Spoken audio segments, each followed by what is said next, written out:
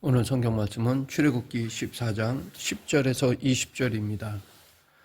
유대교의 제2의 경전이라고 하는 탈무드에 보면 창세기 1장 1절과 관련된 재미있는 이야기가 나옵니다.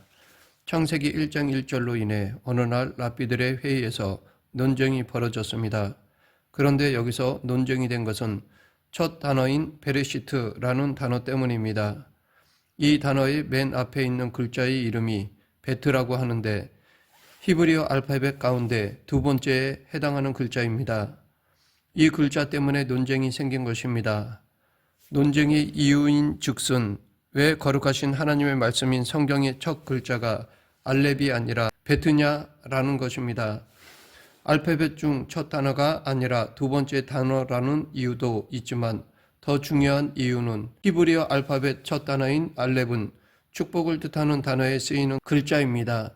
그런데 두 번째 글자인 베트는 저주라는 단어에 쓰이는 글자이기 때문입니다. 그러면 왜 하나님의 거룩한 말씀을 기록한 성경의 첫 글자가 축복이라는 단어에 쓰이는 히브리어 알파벳 첫 글자인 알렙이 아니라 저주라는 단어에 쓰이는 히브리어 알파벳 두 번째 글자인 베트냐라는 것이 논쟁의 요지였습니다. 이것은 거룩하신 하나님의 말씀인 성경의 첫 글자로서 적합하지 않다는 것입니다. 이 글자에 대한 논쟁이 몇 날 며칠 동안 계속되었습니다. 그러던 중에 랍비들은 이 글자가 성경의 첫 글자로 사용된 데에 대한 중요한 의미 하나를 깨닫게 되었습니다. 우리 한글이나 영어 등의 대부분의 글자는 왼쪽에서 오른쪽으로 씁니다. 그런데 히브리어는 그 반대로 오른쪽에서 왼쪽으로 씁니다. 그러하기에 성경의 첫 글자로 축복을 의미하는 알렙이 쓰이지 않고 저주를 의미하는 베트가 쓰인 이유는 이 글자의 모양에 있습니다. 이 글자의 모양을 잘 보면 뒤로도 막혀 있고 위로도 막혀 있고 아래로도 막혀 있습니다. 오직 앞쪽으로만 열려져 있습니다. 위는 하늘, 곧 하나님이 계신 곳을 의미합니다. 그런데 위가 막혀 있다는 것은 우리가 살아가면서 쓸데없이 하나님이 살아계시는가 하는 문제로 인해 시간을 낭비하지 말라는 의미입니다. 그리고 어떤 어려움을 당한다 하더라도 하늘을 바라보면서 하나님을 원망하지 말라는 것입니다. 그리고 아래에는 땅을 의미하는 것으로 곧 죽음을 가리킵니다. 이것은 우리가 살아가면서 쓸데없이 죽음에 대해 집착하지 말라는 것입니다.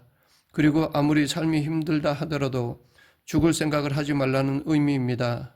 그리고 뒤는 인생에 있어서 지나간 세월들을 말합니다.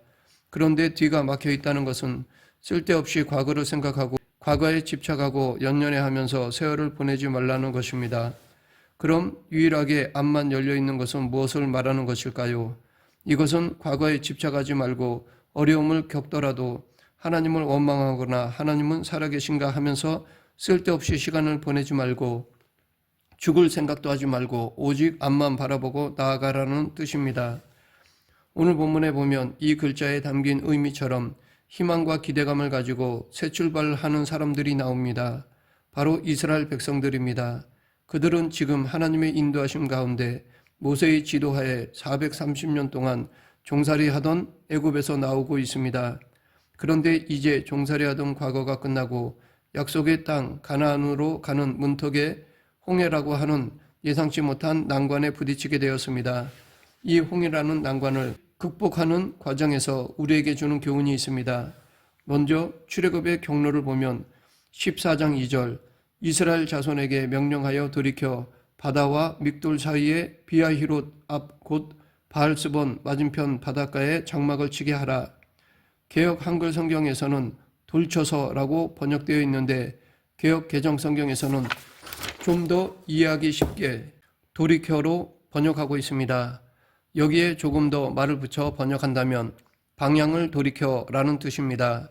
즉 이스라엘 백성들은 광야로 가는 길로 가던 중에 하나님께서 갑자기 방향을 돌이켜 바닷가로 향하게 만들었다는 것입니다. 지도를 보면 알 수 있지만 이것은 가나안 땅으로 가거나 혹은 광야로 가는 데 있어서 정상적인 경로가 아닙니다. 가나안 땅을 향해 지중해 해변에 있는 해변길로 가면 일주일, 시나이 광야를 가로질러 가면 한 달이면 도착할 수 있는 넉넉한 길인데 하나님께서는 그 가던 방향을 돌이켜 한참이나 돌아가는 길로, 그것도 바로 눈앞에 바다가 있는 길로 인도하셨다는 것입니다. 이것은 인간적으로 보면 매우 잘못되고 어리석은 판단입니다. 애굽의 바로 왕 역시 이스라엘 백성들이 가던 방향을 돌이켜 바닷가에 장막을 친 것을 어리석은 짓이라고 생각하였을 것입니다.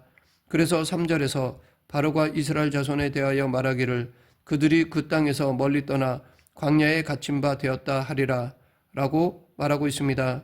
이러한 노선 변경을 보고 바로 왕이 옳았구나 라고 생각한 것입니다. 미련한 것들 역시 노예라 어쩔 수 없구나.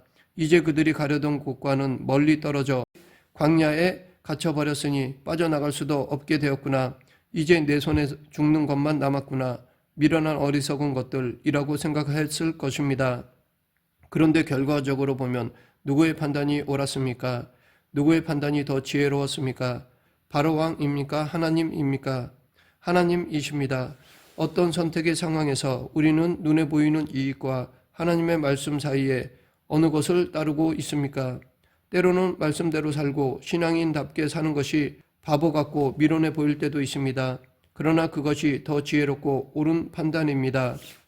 이사야서 55장 8절 9절 여호와의 말씀에 내 생각은 너희 생각과 다르며 내 길은 너희 길과 달라서 하늘이 땅보다 높음같이 내 길은 너희 길보다 높으며 내 생각은 너희 생각보다 높으니라.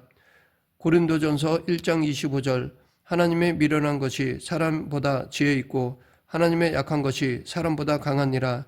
이것을 공동 번역으로 보면 더 쉽게 이해가 됩니다. 하나님께서 하시는 일이 사람의 눈에는 어리석어 보이지만 사람들이 하는 일보다 지혜롭고 하나님의 힘이 사람의 눈에는 약하게 보이지만 사람의 힘보다 강합니다. 이처럼 우리는 말씀대로 사는 것이 사람들이 보기에는 미련해 보이고 어리석어 보일지 모르지만 그것이 가장 지혜로운 길이요 성공적인 삶이라는 것을 기억해야 할 것입니다. 그러면 왜 하나님께서는 이스라엘 백성들의 가던 방향을 돌이켜 바닷가로 가게 하셨을까요? 4절에 그 이유에 대해 말씀하고 있습니다. 내가 바로의 마음을 완악하게 한즉 바로가 그들의 뒤를 따르리니 내가 그와 그의 온 군대로 말미암아 영광을 얻어 애굽 사람들이 나를 여호와인 줄 알게 하리라 하심에 우리가 그대로 행하니라. 이스라엘 백성들을 바닷가로 인도하신 데에는 분명한 이유가 있습니다. 그들의 뒤를 쫓아올 바로의 군대로 인하여 영광을 얻어 애굽 사람으로 하여금 여호와 하나님이 어떤 분이신지를 알게 하시겠다는 것입니다. 마찬가지로 우리의 삶에 있어서도 때로 하나님께서는 인간적인 판단으로는 돌아가는 길, 막혀있는 길로 인도하실 때가 있습니다. 그러나 거기에는 분명한 이유가 있습니다. 그 이유는 하나님의 영광을 위해서입니다. 그러하기에 우리는 때로 우리의 삶이 돌아가는 길로 가고 막혀있는 길에 다다랐을 때 낙심하거나 절망하지 말아야 합니다. 그것이 인간적인 생각으로는 잘못된 것 같고 끝이라고 여겨지는 길일지라도 결코 낙심해서는 안 됩니다. 바로 그곳에 하나님의 뜻이 있고 끝이라 여겨지는 바로 그곳이 새로운 하나님의 역사의 시작이라는 것을 기억해야 합니다. 오히려 내게 임한 하나님의 영광을 기대하면서 기도하고 인내하는 믿음의 사람들이 되어야 할 것입니다. 반면에 자신들의 뒤를 추격해오는 바로의 군대를 보고 이스라엘 백성들은 어떤 반응을 보입니까? 12절입니다. 바로가 가까이 올 때에 이스라엘 자손이 눈을 들어 본즉 애굽 사람들이 자기들 뒤에 이른지라. 이스라엘 자손이 심히 두려워하여 여호와께 부르짖고 그들이 또 모세에게 이르되 애굽에 매장지가 없어서 당신이 우리를 이끌어내어 이 광야에서 죽게 하느냐? 어찌하여 당신이 우리를 애굽에서 이끌어내어 우리에게 이같이 하느냐? 우리가 애굽에서 당신에게 이른 말이 이것이 아니뇨? 이르기를 우리를 내버려 두라. 우리가 애굽 사람을 섬길 것이라 하지 아니하더냐? 애굽 사람을 섬기는 것이 광야에서 죽는 것보다 낫겠노라. 추격해오는 바로의 군대를 보고 이스라엘 백성들은 심히 두려워하였고 모세에게 불평과 원망을 퍼부었습니다. 8절에서 보여준 모습과는 전혀 다른 모습이었습니다. 8절 여호와께서 애굽 왕 바로의 마음을 완악하게 하셨으므로 그가 이스라엘 자손의 뒤를 따르니 이스라엘 자손이 담대히 나아갔습니다. 8절까지만 해도 이스라엘 백성들은 담대히 나아갔습니다. 애굽에서 출발할 때 그들은 담대히 벅찬 감격을 가지고 길을 떠났습니다. 그런데 첫 시련이 오자 심히 두려워하였습니다. 급기야 하나님을 신뢰하지 못하고 불평과 원망을 모세에게 쏟아부었습니다. 이렇게 이들은 여전히 바로를 두려워했던 것입니다. 지금까지 하나님께서 절대 권력자인 바로를 어떻게 벌하시고 손을 들게 하셨는가를 눈으로 보고도 이스라엘 백성들은 아직도 바로를 두려워하고 있었던 것입니다. 아직도 바로가 그들의 마음속에, 의식 속에 여전히 두려운 존재로 자리 잡고 있었던 것입니다. 이 두려운 마음이 있는 한 그들은 어디를 가든지 바로의 노예일 수밖에 없습니다. 하나님께서 이스라엘 백성들을 가나안 땅으로 바로 이끌지 아니하시고 광야에서 40년을 있게 하신 것도 바로를 두려워하는 마음과 노예 근성을 완전히 떨쳐버리게 하기 위해서였던 것입니다. 이처럼 시련이나 고난 앞에서 어떤 자세를 갖는가를 보면 그 마음속에 누가 자리를 잡고 있는지를 알 수 있습니다. 시련이나 고난 앞에서 두려워하고 불평, 불만과 원망을 한다면 그 사람의 마음속에는 여전히 세상이 두려운 존재로 남아있는 것입니다. 반면 하나님이 그 마음의 중심에 자리 잡은 사람은 고난 앞에서 두려워 떨거나 불만, 불평하지 않고 살아계신 하나님 앞에 무릎을 꿇고 기도하면서 더욱 하나님을 의지합니다.